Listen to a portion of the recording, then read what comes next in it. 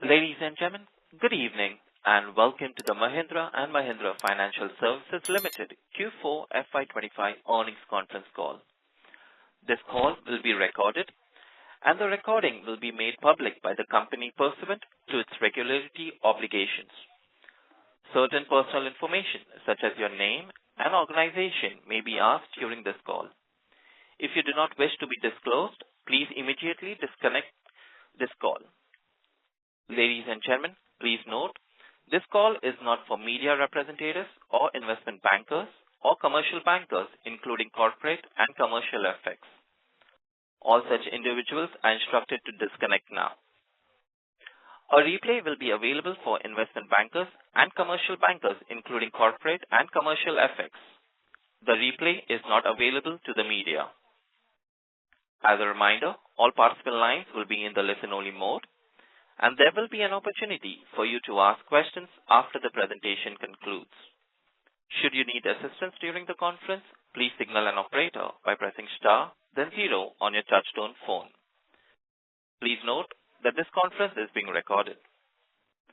I now hand the call over to Mr. Abhijit Tibrewal from Motilal Oswal. Please go ahead. Thank you, Ryan. Good evening, everyone. I'm Abhijit Tibrewal from Motilal Oswal, and it is our pleasure to welcome you all to this earnings call. Thank you very much for joining us for the Mahindra Finance call to discuss Q4 FY25 earnings.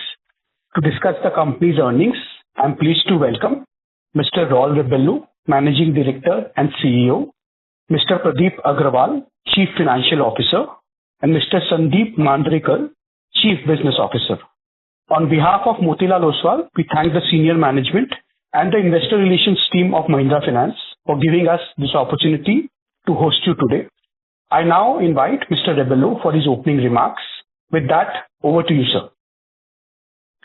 Thank you, Abhijit. Good evening, everyone, and thank you for joining us on our Q4 earnings call. As mentioned, Pradeep, our CFO, has just joined us a month ago, and we welcome him to the leadership team.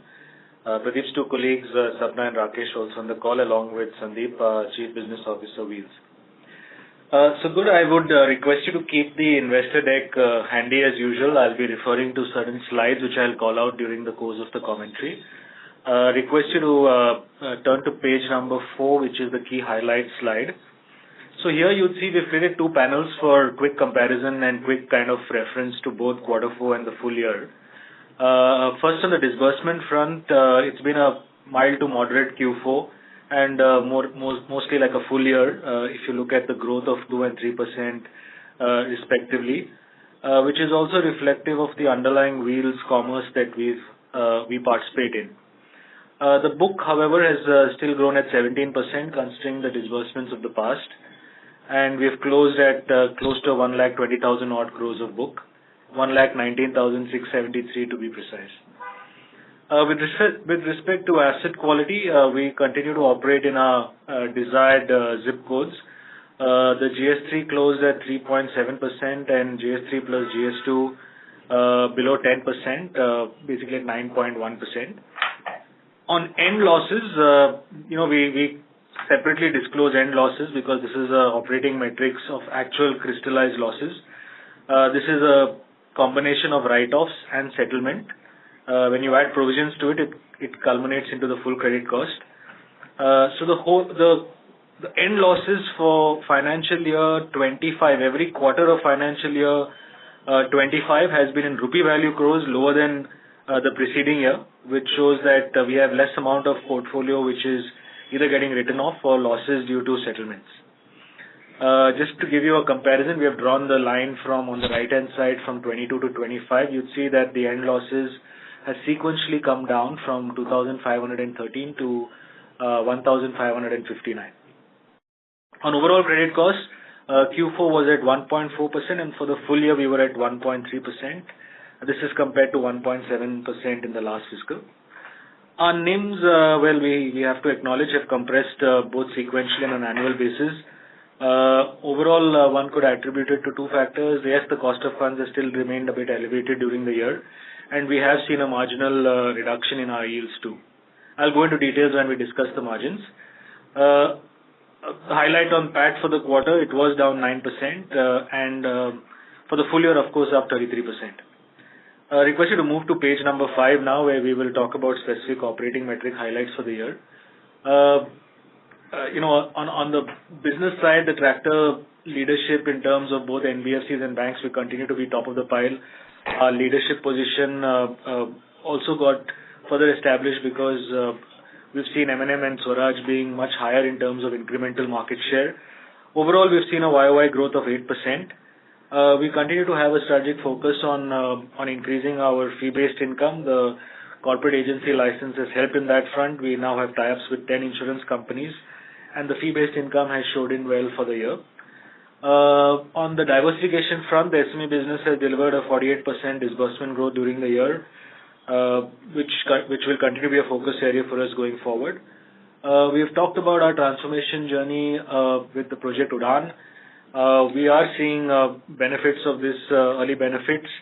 We have successfully launched the digital onboarding on a pilot basis, and our whole collection stack journeys have gone live. We are seeing outcomes. As I said, we see our non-cash collections have significantly increased from 69% in last fiscal to 77% in this year. Furthering on the efficiency front, our disbursements, if you see, we have talked about our disbursements has seen a CAGR of 17%, but our headcount has been pretty flat for the last 3 years. We continue to make investments on the tech front to be resilient. We have migrated most of our applications, our critical applications, to the cloud. And finally, I must mention that it's encouraging to get outside validation. We have been awarded the best talent and workforce team by Business Today among NBFCs, which is a reflection of our ongoing commitment to invest in our people and our workforce. Request you to proceed now to page number 8. I will place some commentary on the individual product growth. The growth for Q4 was quite reflective of the growth for the full year. I did mention tractors saw one of the stronger performances, followed by passenger vehicles. We have seen degrowth, flattish growth in the rest of the segments. CV has been flat, has been degrowing. Three-wheeler has degrown, as well as the POCL, the pre-owned vehicle business.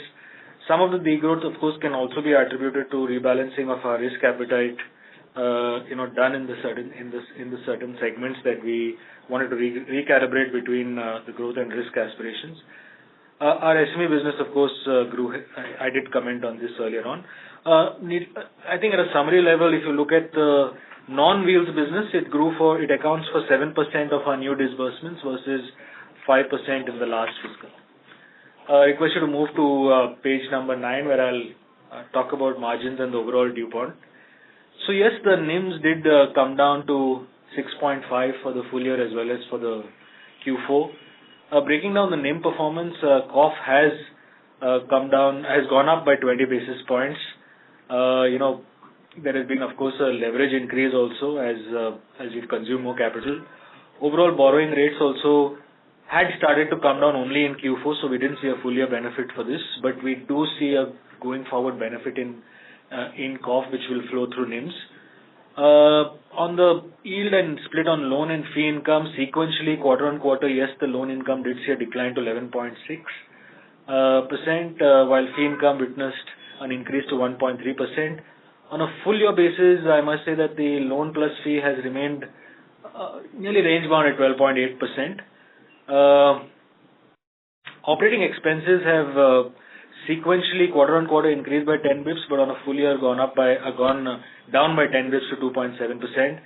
Credit cost for Q4 was at 1.4% versus nil for the previous quarter. We did talk about the PCR benefit that we got in last quarter. But for the full year basis, the credit cost has decreased by 40 bips from 1.7 to 1.3%. This is, again, as I mentioned earlier, both factors working well, the end losses going down as well as provisions by 10 bips. Moving to asset quality deep dive on page number 10 and 11. The GS3 number at 3.7%, I did mention it decreased.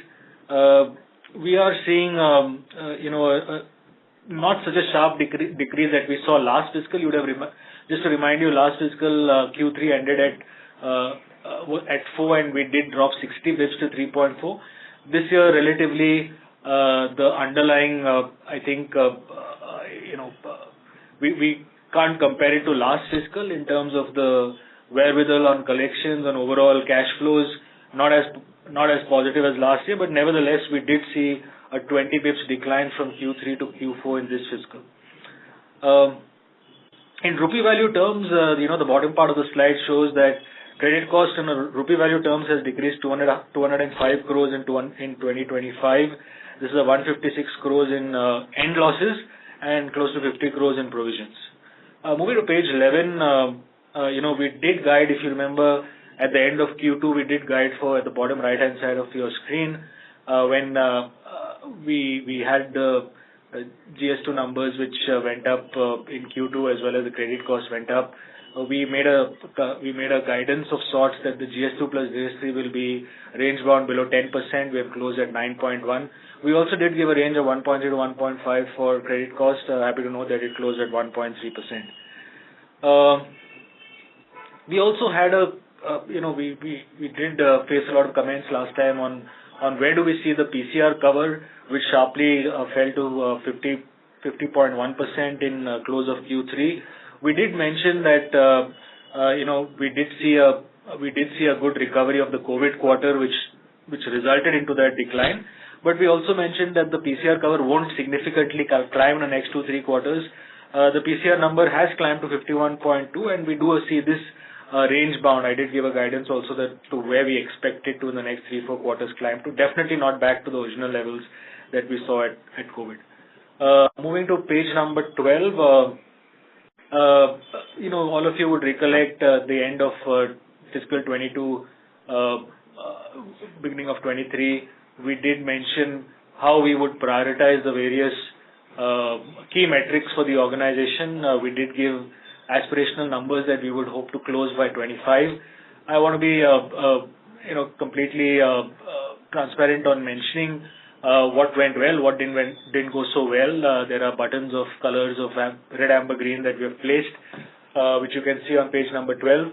On balance, I think asset quality was clearly worked as per plan. We have operated in the zip codes that we wanted to operate on, both in on the GS3 numbers, the GS2 numbers, as well as credit cost.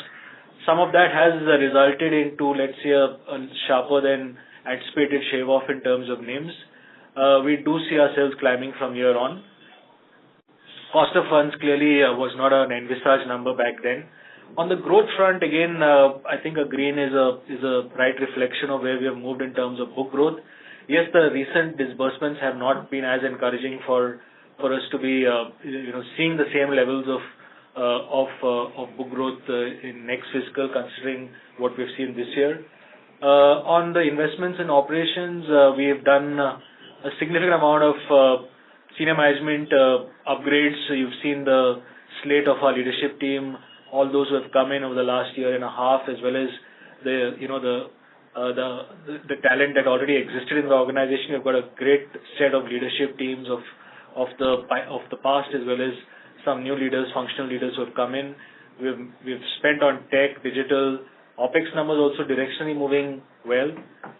Overall diversification, honestly, not really moved in line with our earlier anticipated levels. But we have a calibrated plan in place to get the non-wheels business to start now moving in the right manner and right clip. Overall ROA also has moved well between last year and this year, and frankly, we don't want to operate in these kind of ranges. We do see ourselves climbing up to 2 and beyond very soon, and there is a calibrated plan on all levels of the dew point, whether it's revenue, whether it's OPEX, whether it's cost of funds, credit cost, to make sure that we start moving towards the right levels of ROA. The last page, which I'll end on and then hand it over for questions. We're not giving any specific guidance for 26 and going forward, but I'll leave you with where the organization is prioritizing on. Clearly, our differentiator is the wheels business. We will over-index on our defending our position of strength in the various wheels businesses, specifically in tractor. You would have seen the forecast for the year. We do see it from most of the OEMs, a positive commentary on tractors. We have equipped the shop to make sure we ride those tailwinds. We also see some green shoots in some businesses. The HCV business of has been talked about to have a turnaround year next year. This SUV business within PV will see a disproportionate amount of increase compared to the rest of the PVs. So we will attach our sales to those, to those opportunities to find growth within the wheels business. Clearly, the margins need to step up from here. We do believe we have hit our rock bottom in terms of NIMs of 6.5. We should climb only from here onwards, and there will be benefits of the cost which we're starting to see in Q4 flow forward, as well as some of the pricing efficiencies which are slated to play out. On the risk level, I think we're in the right mix right now, and just maintaining that number needs to be the focus. We will continue to be absolutely focused and on the ball on the collections, on underwriting, on risk control unit, etc., etc. Diversity in SME, leasing, fee-based income will continue. You would have seen in our financials, we have taken a higher provision in MRHFL. We are right-sizing the shop. Employee base from close to 10,000 has come down to 5,000. We have provided the net NPA now in MRHFL is below 1.5%. We have made provisions, and we think that's reflective of the business, and we will only see course correction from here on. Look at the bottom of the slide. Being a resilient business across cycles is a priority.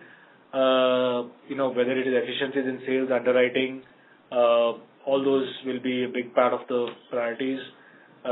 We have a specific use case for all our digital and AI activities to give upsides on business and controls.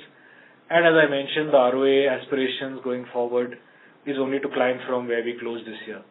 So with that, I'll pause and thank you for your patient hearing. We will move to question answers. Thank you. Ladies and gentlemen, we will now begin the question and answer session. Anyone who wishes to ask a question may press star and 1 on their touchtone telephone. If you wish to remove yourself from the question queue, you may press star and 2. Participants are requested to use their handsets while asking a question. Ladies and gentlemen, we will wait for a moment while we poll for questions. The first question comes from the line of Mahrukh Adania from Nuvama. Please go ahead. Yeah, hi. Good evening. So my first question is that how do you view disbursements from here on? Like, any rough outlook on what the disbursement growth would turn out to be, given that, there are some segments identified with higher risks or lower yields, which you don't want to now be doing. So brief view on disbursal growth, and then most of the margin improvement would be driven by cost of funds only. Would that be the correct takeaway? And the third question is on asset quality, right? So do we see the PCR stabilizing here now? How do you view it? Because the improvement in the fourth quarter in the 2-3 has been very minimal, right? So compared to other fourth quarters, which you had already alluded to, so it's not as if you had not guided to it, but how do we view it from here on? Is most of the stress over now? How would asset quality and ECL pan out? Yeah, thanks, Mahrukh. So your three questions I'll take them sequentially. On the growth front and how we see specifically financial year 26, see the kind of underlying vehicle segments where we have a very high market share. We will continue to find growth in the underlying commerce there. I think the last year what we have seen is there's been a significant moderation in the passenger vehicle growth, in the CV growth. And our growth of 3% or flattish growth in CV has been more or less kind of paced with the way in which the underlying commerce has moved. In tractor, we grew 8%. I think if I were to just summarize what we can, look forward for next year, the trends of in passenger vehicle, the trends of SUVs continues. The low ticket, the kind of small vehicles are continuing to see stress, which was a part of our portfolio. So we'll have to recalibrate what we can get from that growth. But clearly, we have also managed to get a good amount of growth coming in from the SUV segment. And we've also, in the CV segment, as you know, in the LCV, whether it's the bus segment, we've managed to get some growth there. We'll look at finding opportunities in wherever the underlying commerce is promising. I think amongst the vehicle segments, tractor seems to be right now the most attractive, at least from a forward standpoint. But with our disproportionate amount of dependence on wheels, we will have to find growth opportunities across all wheels categories for next year. And I think considering the organization was, one would say we did over-index more on the controls, on the risk, etc. Considering where we ended up in, the COVID era, we did prioritize that over, let's say, growth in the last couple of years.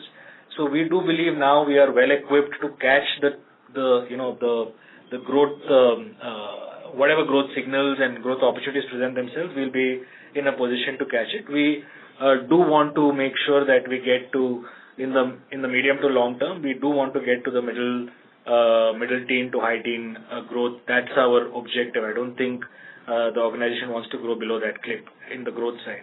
I don't give specific guidance for every year. That's our objective. On the margin front, since you asked about whether the margins will come only from COF, that's not the case. COF will improve. What are the other levers are clearly the fee-based income, which you're seeing quarter on quarter go up. We've just touched the surface of the corporate agency license. We will see more fee coming in. We have, as the leasing business grows, there is fee avenues from that too. So we have a fee-based income which will provide for margin expansion. We also look at some of the underlying wheels businesses. As you know, tractor has a higher NIM. That should also provide us some expansion going forward.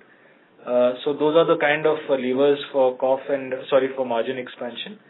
On PCR front, I did give a guidance on where I think in the next 4 quarters we can maximum go, and I just want to repeat that. We did come out from 61, 62 to 50.1, 50.2. We have climbed up to 51. I don't see that number looking at our collection throughput, etc., going beyond in the next 4-5 quarters beyond, as I said last time, also 55%. That's on the outer end. Just considering the kind of pools of collections, pools of where we collect from in the 42-month period. Sure. Thank you. Thanks a lot. Thank you. The next question comes from the line of Raghav Garg from Ambit Capital. Please go ahead. Sir, hi. Good evening, and thanks for the opportunity.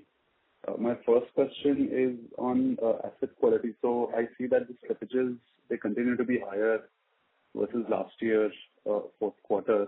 They're up about 63% for the quarter and about 70% for the year.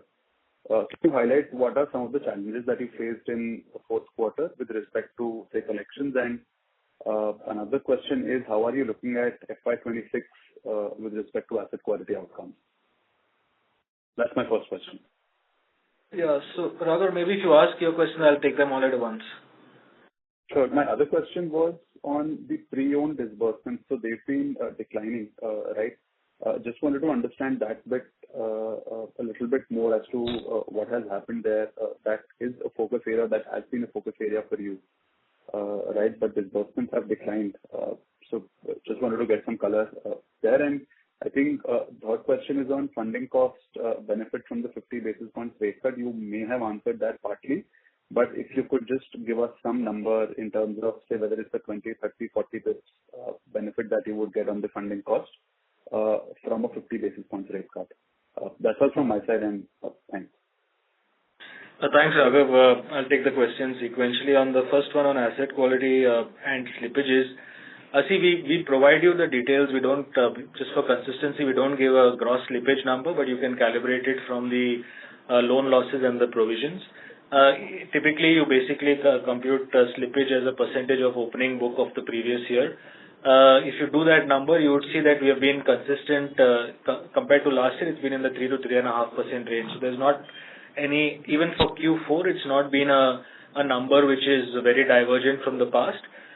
In Q4, what we see, and if you compare to last Q4 also, we do tend to have an opportunity in Q4 to settle more cases because Q3, the whole repossession settlement momentum is usually much higher in Q4, as well as some of the traditional slip when we talk about bad debts, right? The bad debts, by sequencing it, if you see the Q4 numbers, traditionally see a higher amount of bad debt numbers. So you will see overall gross slippages in Q4 higher than the previous quarter. But if I were to look at the full fiscal, gross slippages have not been higher than the previous 2 years. It's been in the same range in percentage terms. Coming to the question on POCL, on pre-owned vehicles,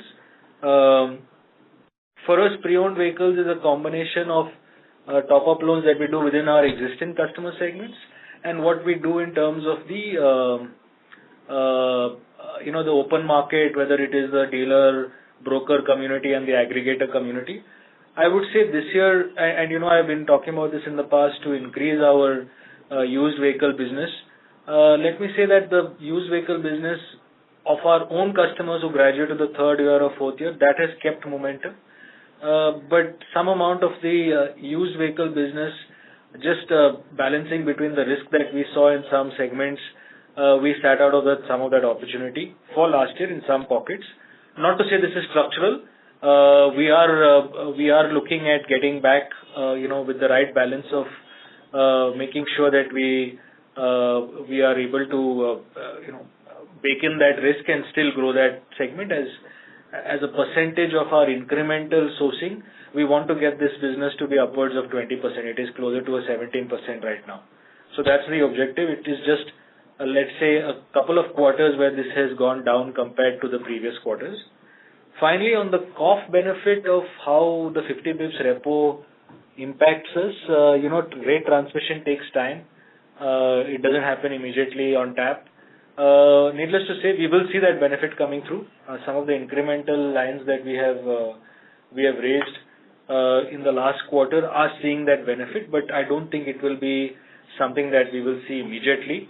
Going forward, one can factor that these rate benefits, considering that a lot of our borrowing is still floating, our lending 40-45% is fixed. So we should see a benefit of the rate transmission.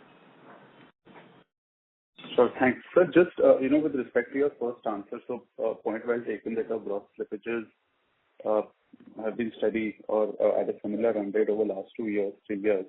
But when you look at the collections data as well, right, for FY25 full year, or whether you look at 4Q, it is lower. In fact, 4Q has been trending down since FY23.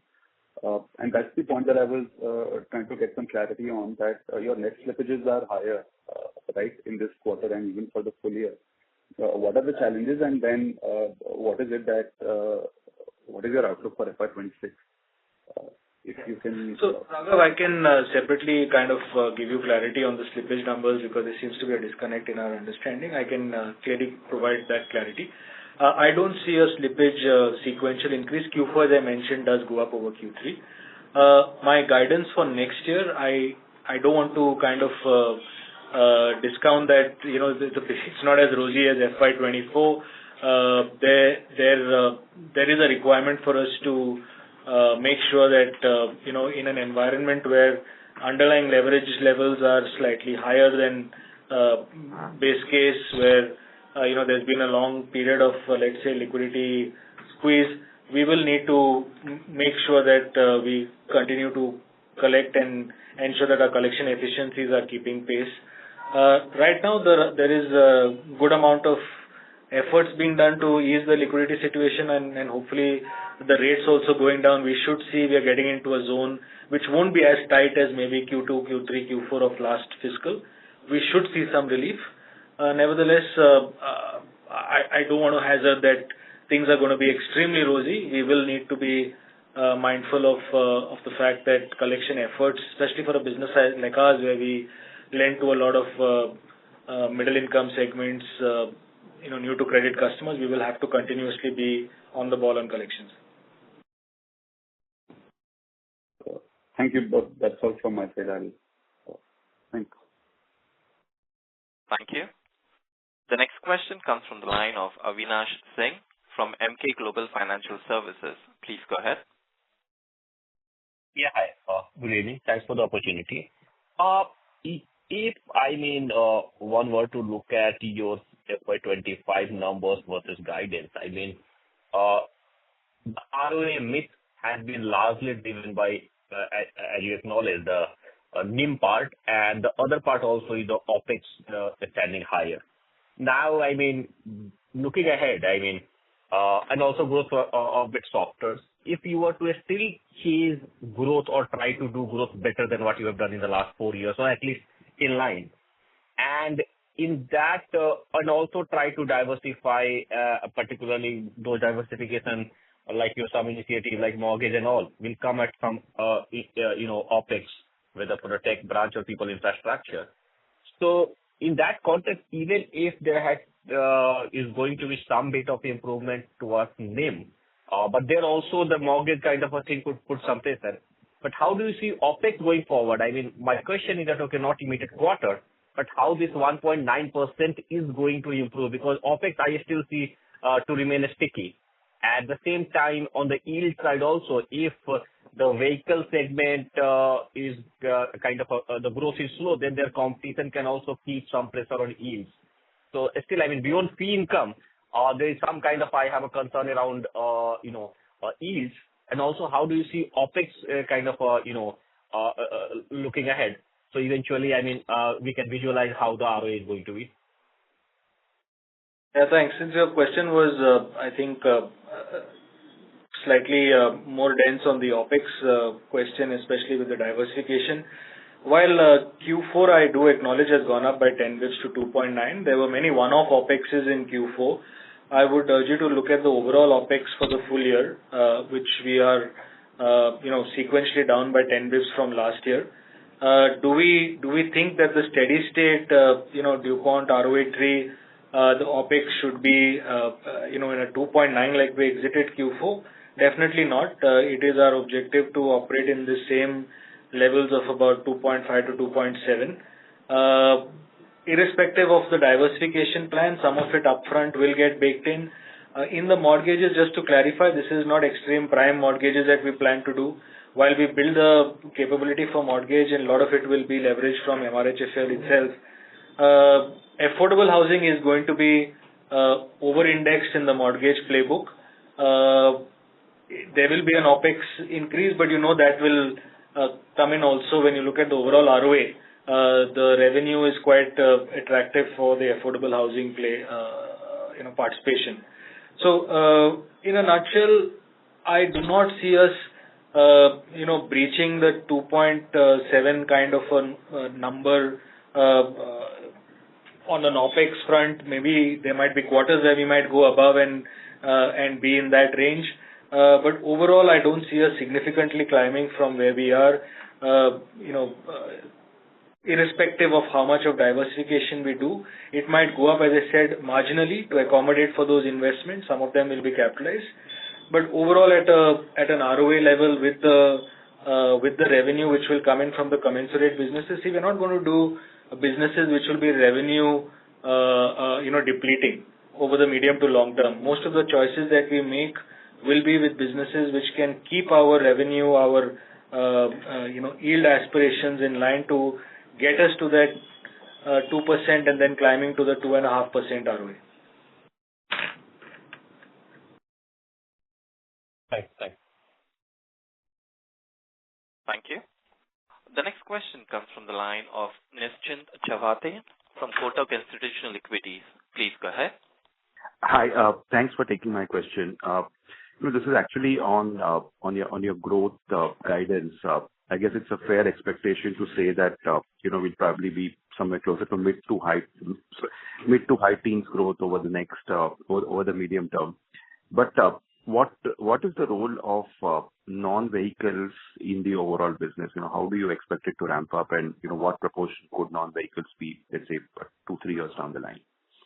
And is that kind of baked into the numbers that we're talking about? Yeah, thanks, Nischint. Again, I'm not doing any FY26 guidance here, but if you just look at last year, our incremental disbursements moved up to 7.5% in the overall mix. Our non-wheels business now is close to a 7% on a stock basis. I think in the next 3 to 4 years, the right mix would be to get the vehicle business in the 75% range, and the non-wheels business, which is primarily the SME business, in the leasing, and we will talk in detail about in the coming quarters about how mortgages will also start adding up in the overall playbook. So the way to look at it in the medium in the next 3 to 4 years is to get the vehicle business in a mix to be closer to a 75% and the non-wheels to be 25%. And pre-owned is something which we consider as a part of wheels, I believe. Pre-owned will be wheels, part of wheels, yeah.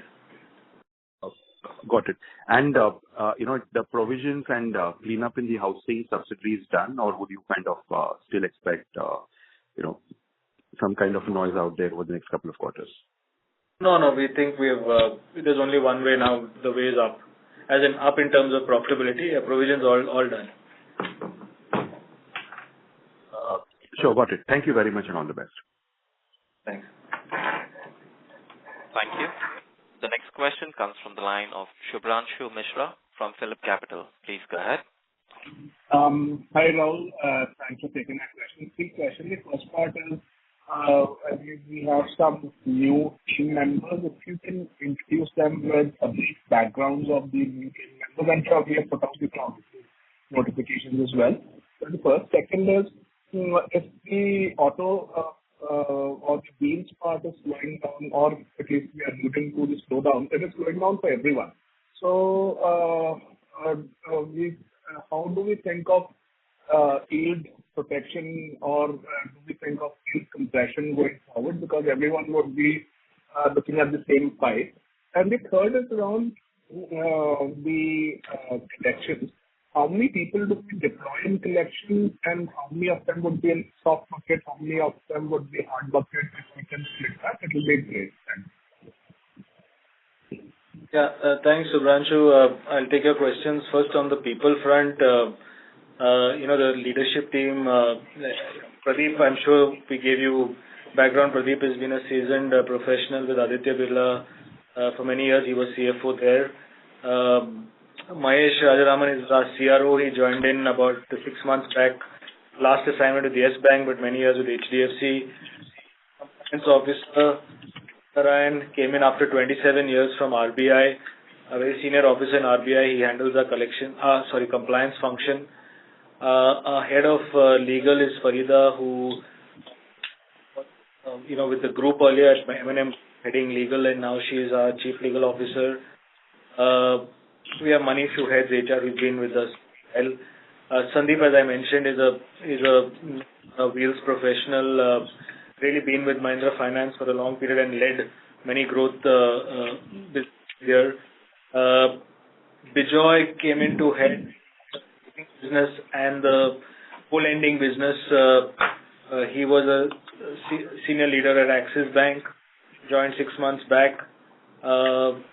Kumar is our SME leader, now 2.5 years in the organization, was running a $2 billion business in a private sector bank. Jasprit, our head of mortgages, who has been seconded to MRHFL, close to a decade with Bajaj Housing Finance. Our head of data digital, Deepa, many years with in the technology function. Our head of underwriting, Gaurav, again from a private sector bank. Head of marketing joined some time back, a few months back, Anuraj, again from Aditya Birla Group.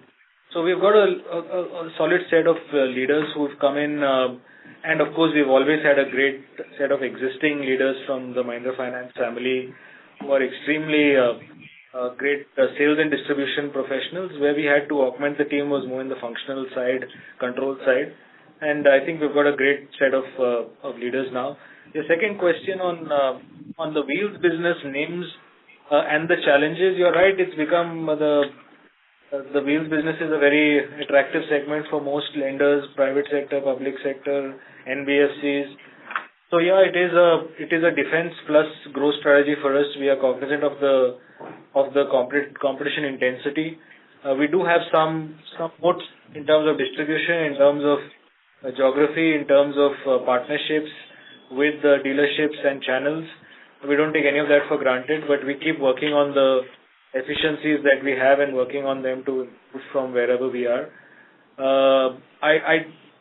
I don't want to kind of discount that, yes, margins might shrink, but we will also have to make sure that our ability to become more efficient so that the overall margins are protected and that's why for the last couple of years, you would have seen without any addition in manpower, we have still managed to have growth coming in.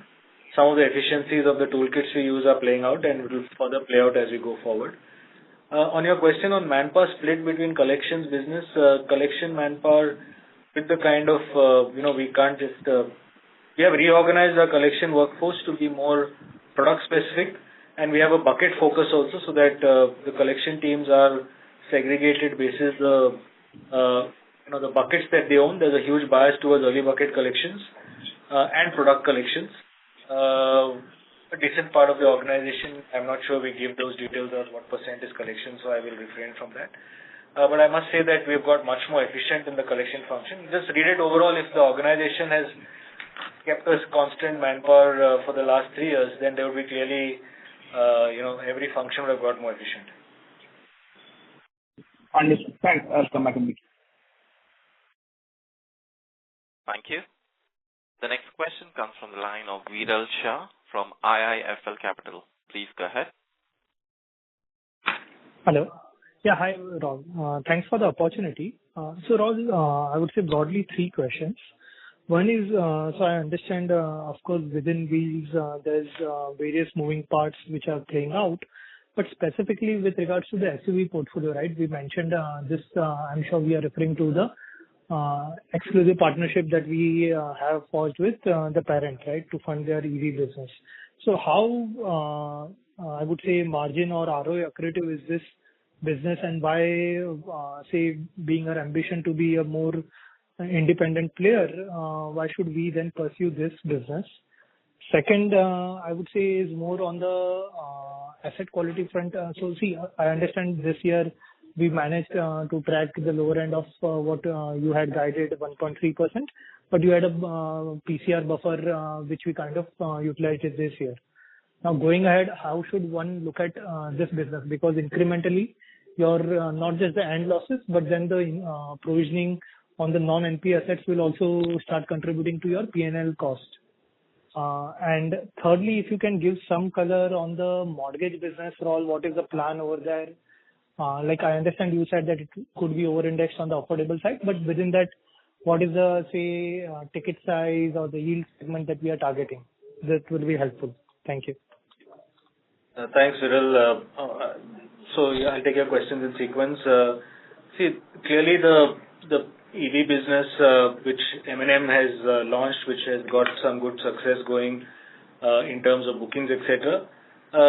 There is an aspiration to do 5,000 units a month. Even if we get a good, decent share there, it is going to be a good amount of disbursement growth for us. We do not plan to, only finance, let's say, or just finance the low IRR business. It was very encouraging for us to see that 230 dealers across the country, be it the metro cities like Bombay or the upcountry locations like, let's say, in Udaipur also, where the demand for these vehicles have been all across and not just related. In fact, the demand, I might say, is more higher in the self-employed segment, right, than the salaried segment. So we are seeing a very universal demand, which gives us the ability to operate in that sweet spot of IRRs that we want also. So I don't think one has to be worried that the EV business is only going to be a low IRR business. We are going to get a decent share of the IRR that we would like here.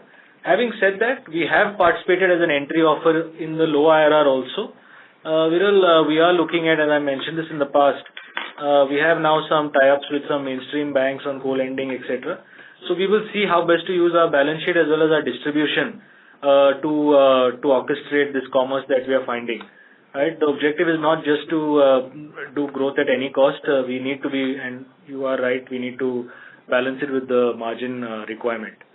That's on the EV business, so it is going to be a promising monthly clip of numbers that we can get, and we will see how best to keep on balance sheet versus off.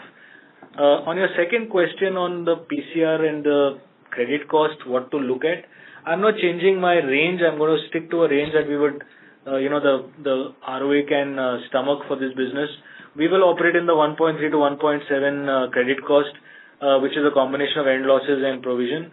I think what is clearly we have benefited from this year is the provision there's not been any 10 bips provision for the full year. Whereas the credit cost, the end losses have been 1.2, hence 1.3. But this can't be the same for every year. And hence, with the levers that we have at hand, we will operate in the 1.3 to 1.7 corridor. Definitely, we'd like to be in the lower part of it, but one has to be fair and reasonable on that. On the mortgage business,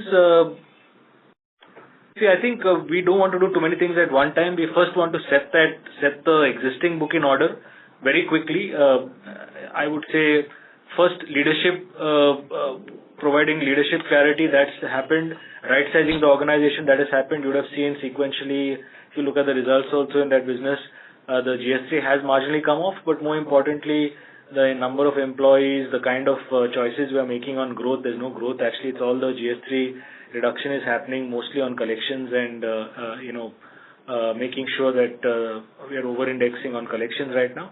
Once we have reasonable in the next couple of quarters clarity that we have progressed in the path that we have wanted to on the mortgage business, we will then, clearly have a separate investor forum, analyst forum to detail our mortgage plans, which could be 2 or 3 quarters away.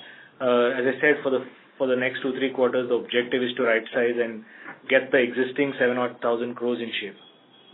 Rahul, if I may, just a few clarifications to the answers that you gave.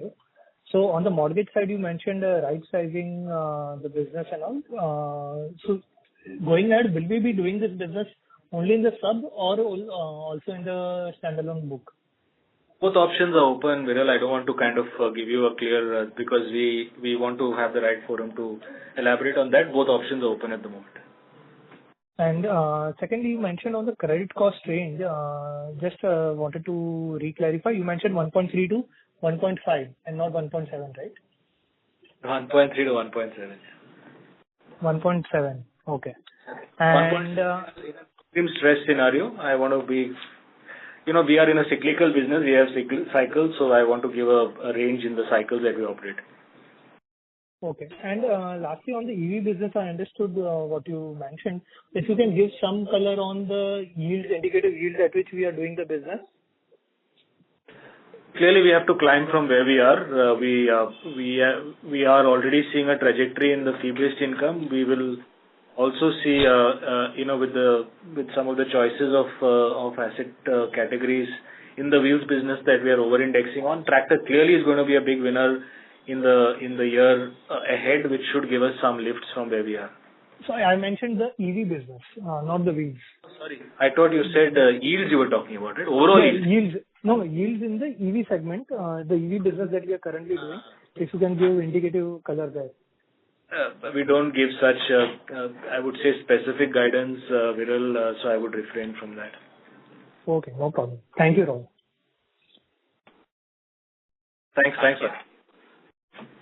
The next question comes from the line of Shweta from Elara Capital. Please go ahead. Thank you, sir, for the opportunity. So, a couple of questions. So, given the guidance of mid to high teen kind of growth, and also coming from your commentary wherein you see only tractors as a bigger lever, at least in the medium term for growth. And we also had this agenda of reducing the business cyclicality by increasing the prime versus subprime or below prime customer share. But in the quest of also NIM management, we sort of, I take the liberty of saying that we put it on the back burner. So now, with respect to business cyclicality, vis-a-vis our guidance of mid to high teen growth, which are the levers or business segments which materially will contribute in next 1 year? And it's not like the non-wheel business suddenly will climb from, say, 7-10 odd % to, say, 25 in immediate period. So that's my first question. Also now, taking cues from the previous participant question, now that the credit cost guidance clearly has been has moved up higher, right? From 1.3 to 1.5 now till 1.7. So is it that I don't know? So should we infer that write-off pool will continue to remain higher? So we are already in 440, 490 odd range. So that's been since past 2 quarters.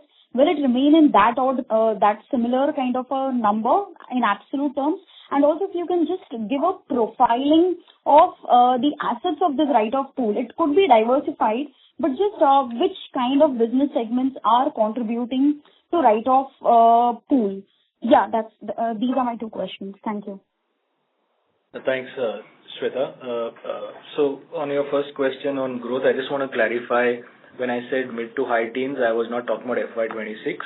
I was giving you our, for the next 3 to 5 years, what is our range of growth that we will expect.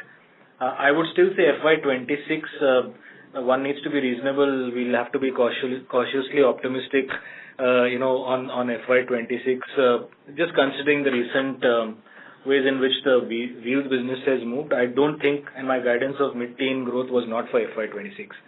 And I don't want to kind of, talk about specific year growth. In the medium term, if you were to ask me where will the growth come from, in the wheels businesses, if you just look at the, the underlying commentary from the OEMs, whether it is the PV business, whether it's the tractor business, whether it's the CV business, I think if you look at a CAGR growth up till FY30 projections, which most OEMs have given or research reports have given, one could say that most of these businesses are in the low teen kind of guidance, right? That's the kind of guidance at least I've seen. Tractor might be a little lower than that, but otherwise it has been there's been like a 10 to 12% or 10 to 13% guidance in terms of CAGR for the next 3 to 5 years.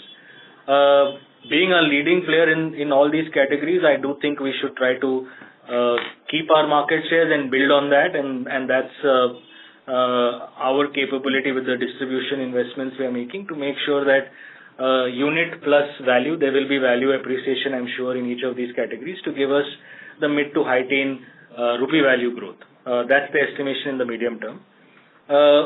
On the non-wheels business, clearly it's not a question of teen growth or non-teen growth. We'll have to grow in multiples, whether it's the SME business or some of the leasing business, etc. So those businesses will clearly have to be with the base that they are at, grow at a much higher clip. On your question on asset quality, I think just to be fair, and I gave a guidance of 1.3 to 1.5% at the end of Q2. That was for the full year. The guidance of 1.3 to 1.7 is more like I'm giving you because of the cyclical businesses we are in, I'm again giving you a range that the ROA tree can afford for us in a cycle, down cycle, up cycle. So the 1.3 to 1.7 is more like a medium to long term range that we will operate in. The 1.3 to 1.5 was the exit of FY25. Where the management and the team would love to be at is in the lower end of that spectrum, of course, but we have to factor in adverse cycles also. On the write-off question that you had in the end, do we see write-off happening? How do we see write-off happening? Is it happened in specific sectors? I'm not sure we give a color of whether write-off happens more in one versus the other asset category. I wouldn't say it is too divergent. It has been quite secular. We write off. The write-off periods have been, as per the model, policies, we've kept the write-off periods, and the fact that the amount of write-off has been reducing is encouraging. It's kind of a reflection of our underwriting capabilities. It's a reflection of, if you've seen our stage 2 numbers have been, I would say, very steady state for the last 2-3 years range bound. So if the stage 2 numbers have been range bound, I think your model can factor that clearly the write-off numbers will not suddenly start going up. If the stage 2 numbers are going up, then that would be a reflection of how write-offs would start, or stage 3 was going up, then that would hazard the write-off number to go up in the foreseeable future. But the fact that the early books or the stage 2, stage 3 has been range bound for the last 3 years, in fact going down, should have the write-off settlement numbers in the overall credit cost being again range bound and at the lower end. That's pretty helpful. Best luck. Thank you. Thank you. The next question comes from the line of Abhishek from HSBC. Please go ahead. Yeah, hi. Thank you. Thank you for taking my question. So, Rahul, one clarification. So this yield drop of 30 basis points QOQ, what is the real cause of it? Because if I look at your mix, it doesn't seem to have changed that dramatically. So is it that yields itself have fallen, or is it something else, maybe some calculation issue? Why exactly would yields have fallen about 30 basis points QOQ? Yeah, Abhishek, any other questions? I'll take them all together. Yeah, the other thing is, when you say the non-wheels business will get to 25% in 3-4 years, is it 25% of disbursements or AUM? Because AUM, for it to get to 25% of AUM, that would be quite sharp. So I just wanted to get a sense on that. Just come again on your second question. I think you said the non-wheels, so mortgage plus non-wheels would reach around 25% in 3 to 4 years. That is 25% of disbursements or 25% of AUM? Yeah. So the goal is to get to 25% on AUM. As I said, I've kept optionalities out of mortgage, etc., where we'll do and how we look at the mortgage business also, part of the SME business and the leasing business over a period of, let me give you an outlook. This is not 3 years, not 4 years. This is over a period of 3 to 5 years, right? That's the mix that we're looking at achieving at the end of, let's say, 29-30. Coming to your first question. Just to clarify, that's SME, leasing and mortgages, these three put together. SME, leasing and mortgages, yeah, that's right. Got it. Thank you. Yeah, your first question? Yeah, on the yield drop. Just wanted to understand why it would have fallen. Yeah, you're talking about quarter on quarter, right? So let me first get on the full year we have been range bound. On quarter, there's been a sequential drop. While there's no change in specific loan pricing, etc., because that won't reflect. There was a one-time, as you know, we have reset a lot of our systems, our loan origination system, loan management systems during the year. And what we did clearly as we moved is to recognize customers during the year as we need to provide the interest calibration from the date of disbursement instead of, let's say, date of agreements, etc. We have provided that benefit back to the customer to make sure that our interest calibration for customers is extremely on date instead of T+1, etc. It is on T date. So that benefit has gone back to the customer, and that's the Q4 drop that you would have seen as a one-time. So is that now normalized, now that your systems would have reset to this new model? 11.6, 11.7, is that a normalized level to expect, or it goes back? So there's a one-time effect, but it goes back to one-time 11.7. One-time effect. We gave the benefit for the period to the customer. And any chances of yields improving going forward? As I said, if I want to break it up into near term and long term, we have hit our lower level, even on yields, because for FY26, especially what we saw in Q3 and Q4, the tractor incremental businesses have been chugging along really well, and we see this proceeding to the whole of next fiscal. And tractor, needless to say, the yields come in at a much higher clip than the normal vehicle portfolio. So we are hopeful to see the overall loan income go up, and some of the benefits of the corporate agency and fee will climb. Okay, so Rahul, just to summarize, basically for the yields, your main dependence is on tractors firing next year. If that happens, then you're home with the yields objective. See, I think the way to read it is tractor disproportionately higher than the rest of the pack, and used also. Used and tractor are the two ammunition in our kitty to get yields up. But used has not really been picking up for you. So any specific reason there? Because last quarter also that was a bit of a slow quarter for used, and this quarter as well. Yeah, that's right. As I mentioned, that there are some pockets where we had to balance between risk and growth. Having let's say wrapped our head around that equation, it doesn't seem as powerful an artillery as tractor, but yes, it is on our shelf to dial up on. Got it. Okay, thank you so much. Thanks for clarifying. Thanks. Thank you. The next question comes from the line of Harshit Toshniwal from Premji Invest. Please go ahead. Hi, sir. Am I audible? Yeah, you are, Harshit. Hi. So, few questions around the diversification point that today when we look at our business, I think SMEs and... Harshit, I'm sorry to interrupt you there. Could you please speak up? The audio is too low. Yes. Is this better? Yes. Yes, please. Okay. So just wanted to understand that and probably if you can help me understand the basics. I don't have that history part, but when we say diversification, as a strategy, what are the products where we want to diversify? And when we look at today's mix, I think SME is that line item where we can see some of the diversification going through, and within the others, we have a trade advances.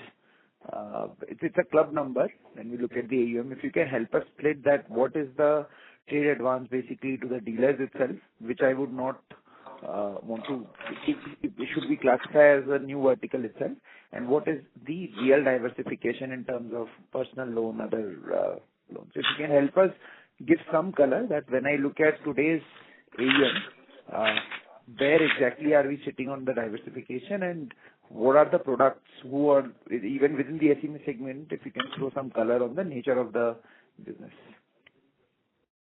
Yeah, so, Harshit, it'll be a wait for everyone else for me to double click on diversification because we've done it in detail. But if I were just to help you to navigate to page number 17, where you will see a detail of our business assets across categories, you will see how they are on book right now, broken up, and there is a page before that on disbursements and the share. To give you some color on your last question on SME, see, the SME business has a bunch of, I would say mostly only retail. We have a little bit of supply chain finance sitting there, but it's mostly retail, and in retail, mostly LAP, right? So that's the constitution of the SME business. The others that you're talking about, there is a trade advance, which is basically let's say a line which helps retail finance at the vehicle business front. We don't blow that up into the others into trade advance, personal loans, consumer loans. Consumer loans, let me tell you, there is no consumer loans for this fiscal. We were doing it last year, which we sunset. So there is, of course, a implements business, a tractor implements business, which is also sitting in that. They're so small that I'm sure you would appreciate it. Doesn't make sense as breaking it, and that's why it's in others, because they are materially so low. Once any of those businesses becomes higher than 5%, then I think it makes sense for us to disclose. Right now, they are all clubbed in the other section. I'm happy to actually take you through a specific diversification offline, just to do justice to the entire. No, sir, I think that makes sense. Just one follow-up itself. That so when we say 25% mix as a target, we include primarily SME into that, the SME LAP as one product segment into that. I'm just trying to understand that if we want to see the diversification today, that number we should just look at the SME mix in the portfolio. If you look at it today, but I haven't given up the optionality, or I haven't kind of told you about so we'll do it at the right forum. Options are open on whether mortgage comes into that mix. Clearly, right now, if you look at it, it looks a little aggressive with only SME. So read it in with that optionality in place. There's of course a leasing business also that we have right now, and there's a small PL business which is just built over the last 2 years. Got it. And one just follow up. Maybe I think you have mentioned that you want to discuss in the different forum, so that's fine. But in case if when we look at our branch structures today, and if you want to expand more into when we look at the SME lab segment as a whole, what percentage of branches will be having this product right now of the 1350, 1360 branches? And then is there a room for branch penetration itself for that to grow much faster at this point of time? Yeah. So again, unlike wheels business, the lab business is not such a distributed business. We don't need to do it out of 1,400 branches. We today do it, I don't know whether we disclose that number, but I mean, I can share we do it about 150 odd branches. We don't need to increase much more. There is a concentration in certain hotspots of the lab markets, and it makes sense for us to surround our branches, as you know, are close to 1,400 branches. So we have distribution in most of the hotspots. We don't need to unlock all the 1,400 branches for SME. The lab business is, as I mentioned, a little more concentrated business around certain hotspots.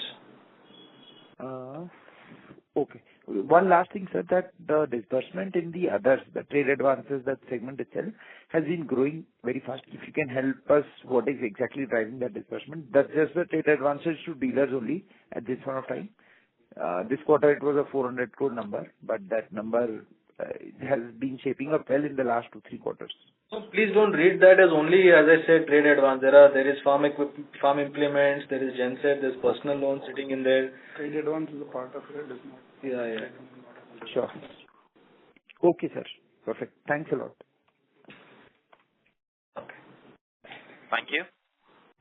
Ladies and gentlemen, that was the last question, and we conclude the question and answer session.